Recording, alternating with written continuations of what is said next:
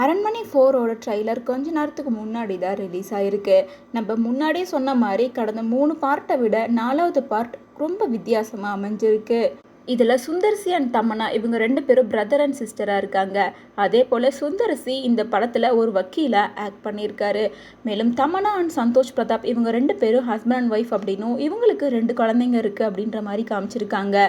Santhosh Pratap and Tamannaah இவங்க 2 பேர்த்துக்கும் சண்டையால் காட்டுக்குள்ளே போயிருக்காங்க. அங்கே எல்லாராலையும் அழைக்கப்படுற பாக் அப்படின்ற பேய் 2 பேர்த்தையும் கொண்டு இருக்கு.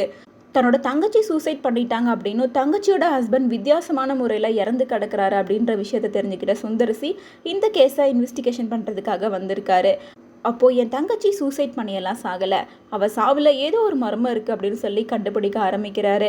அவர் வக்கீல் அப்படிங்கிறனால பல விதமாக ஆராய்ச்சி பண்ணி பார்க்குறாரு. ஆனால் அவங்க தங்கச்சியோட உடம்புலேருந்து ஆவி வந்து நிறைய பேர்த்த கொலை பண்ணிகிட்ருக்கு அப்படிங்கிற விஷயம் தெரிய வந்திருக்கு.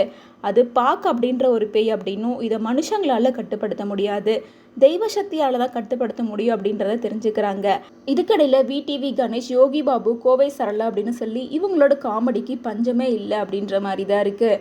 மேலும் படத்தோட எண்டிங்கில் தான் தமன்னா அண்ட் ராஷி கண்ணாவோட கிளாமர் சாங் வரும் அப்படின்ற மாதிரி தான் இருக்குது. அரண்மனை பார்ட் 1, 2, 3 அப்படின்னு சொல்லி 3மே குடும்பத்தில் இருக்க ஒரு பகையை தீர்த்துக்கிறதுக்காக தான் பேயா வருவாங்க.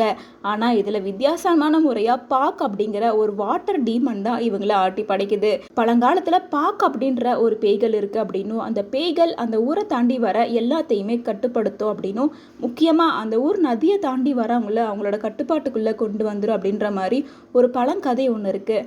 அந்த கதையோட அடிப்படையாக தான் இந்த படத்தை எடுத்திருக்காங்க. படத்தோட ஆரம்பத்தில் தமன்னா அண்ட் தமனோட ஹஸ்பண்ட் இவங்க 2 பேருமே காட்டுக்குள்ளே போனதுக்கு அப்புறமா தான் அந்த டீமன் வெளியே வந்திருக்கு. ஸோ அந்த டீமன் என்ன காரணத்துக்காக வெளியே வந்தது, அது எதுக்காக எல்லாரையும் கொலை பண்ணது அப்படிங்கிறத நம்ம வெயிட் பண்ணி தான் தெரிஞ்சுக்கணும்.